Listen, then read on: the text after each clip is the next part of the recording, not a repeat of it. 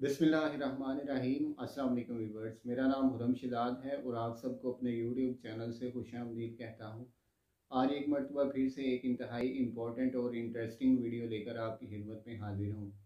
नाज़रीन, फ़र्ज़ किया कि अगर आप किसी ऐसे कंट्री या सिटी में रहते हैं जहाँ पर न्यूक्लियर वार स्टार्ट हो गई है, तो ऐसे टाइम में आप अपनी जान कैसे बचाएंगे और आप कैसे सर्वाइव कर सकते हैं, ये सारी मालूमात मैं शेयर करने जा रहा हूँ आपसे इस वीडियो में।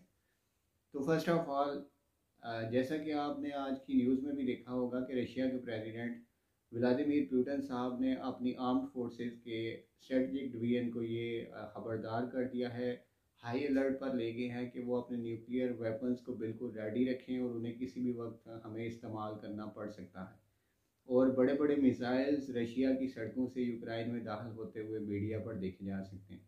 तो ऐसी सिचुएशन में अगर न्यूक्लियर अटैक हो जाता है तो उससे सरवाइव कैसे किया जा सकता है, अपनी जान कैसे बचाई जा सकती है। तो सबसे पहले तो ये बात ज़रूरी है कि जब एटम बम लॉन्च कर दिया जाता है किसी बड़े मिज़ाइल में, क्रूज़ मिज़ाइल में या आर्टिलरी रॉकेट में रख के उसको डिलीवर कर दिया जाता है टारगेट के ऊपर, तो जो ही वो टारगेट पर जाकर लगेगा तो एक बहुत बड़ा धमाका होता है और उस धमाके के नतीजे में 5 किलोमीटर तक किसी भी चीज़ का ज़िंदा बचना तकरीबन नामुमकिन हो जाता है और धुएं का एक बहुत बड़ा गोला आसमान की तरफ बुलंद होता है और वो एक किस्म का तूफ़ान होता है और उस तूफ़ान की स्पीड तकरीबन 600 किलोमीटर फी घंटा होगी और वो तूफ़ान आहिस्ता आहिस्ता फैलना शुरू हो जाएगा और उसके अंदर जो भी चीज़ आएगी, जो बिल्डिंग आएगी, जो घर आएगा, वो उसके अंदर या तो जल जाएगा या उसका डेब्रिस जो है वो ऊपर हवा में बुलंद हो जाएगा और वो आसमान की तरफ उड़ना शुरू हो जाएगा।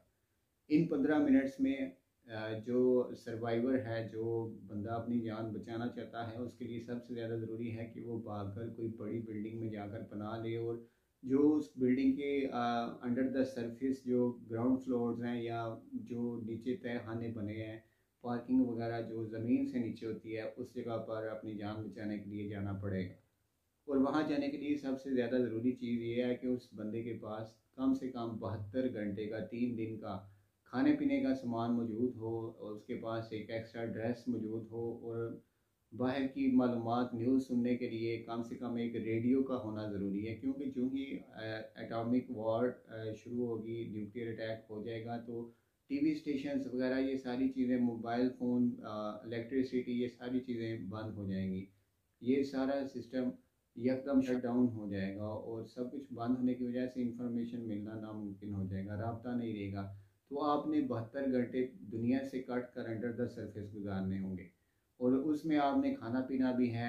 आपके पास रेडियो एक्टिव शुआओं से बचने के लिए एक्स्ट्रा सूट होना चाहिए, क्योंकि जो ही एक्सप्लोजन होगा आपका सूट जो है वो रेडियो एक्टिव शुआओं से आलूदा हो जाएगा और जो खाना बाहर पड़ा होगा, जो ढका नहीं गया होगा, जो पैक्ड नहीं होगा, वो सारा रेडियो एक्टिव शुआओं से आलूदा हो जाएगा और रेडियो एक्टिविटी इंसानी जिस्म के लिए सख्त ख़तरनाक है। इसके असरात से जिस्म जलना शुरू हो जाता है, तो रेडियो एक्टिव शुआओं से बचना ज़रूरी है। इसके अलावा जो एटमी तूफ़ान बर्पा होता है जिसकी स्पीड 600 किलोमीटर फ़ी घंटा है, उससे बचने के लिए ज़मीन से कम अज़ कम 6 फीट नीचे होना ज़रूरी है। किसी तहखाने में या अंडर द सरफेस रहना इंतहाई इम्पॉर्टेंट है, क्योंकि जो रेडियस में चीज़ आएगी, उसकी रेंज में आएगी ब्लास्ट की, वो उसी वक्त जलकर ख़त्म हो जाएगी रेडियो एक्टिव शुआओं से, या तकरीबन 5000 डिग्री सेंटीग्रेड तक टेम्परेचर उसको जलाकर ख़त्म कर देगा। और ये तकरीबन 1 लाख टन कोयले का एक साथ जलने में जितनी एनर्जी पैदा होती है, उसके बराबर एक एटमी वारहेड की एनर्जी होती है। तो इससे आप अंदाज़ा कर सकते हैं कि कितना मुश्किल है सर्वाइव करना। लेकिन फिर भी जब आप 72 घंटे सेफ्टी से गुजार लें, आपको पता चल जाए कि एटमी एक्सप्लोजन को 72 घंटे, 3 दिन तकरीबन गुजर चुके हैं, तो फिर आप बाहर आएँ।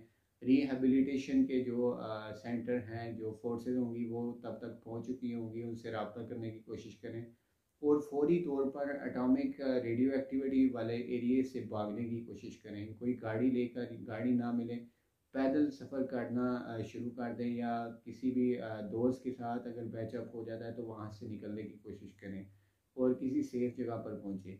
और अगर एटमी धमाका होता है तो आसमान पर धुएं के बादल छा जाएंगे, जिससे रोशनी का ज़मीन पर पहुंचना नामुमकिन हो जाएगा। जितने ज़्यादा न्यूक्लियर वार हेड्स चलेंगे, ज़मीन को सूरज की रोशनी उतनी मिलना नामुमकिन हो जाएगा। धुएं की वजह से और डेब्रिस की वजह से सूरज की रोशनी ज़मीन पर नहीं पहुंच पाएगी।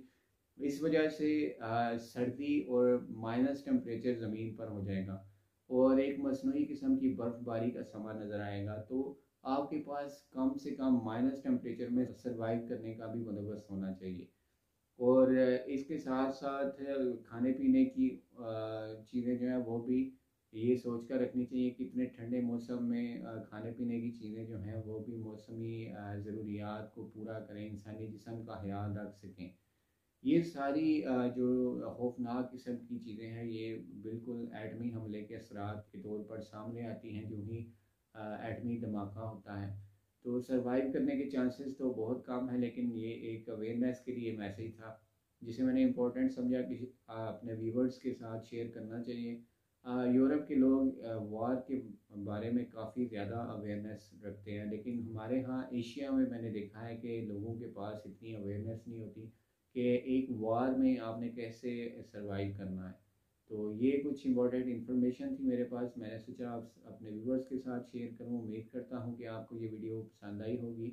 चैनल को सब्सक्राइब करना ना भूलिएगा और वीडियो को लाइक ज़रूर कीजिएगा, कमेंट कीजिएगा, ताकि वीडियोस को मज़ीद इम्प्रूव किया जा सके। मुझे दीजिए इजाज़त। अल्लाह हाफिज़।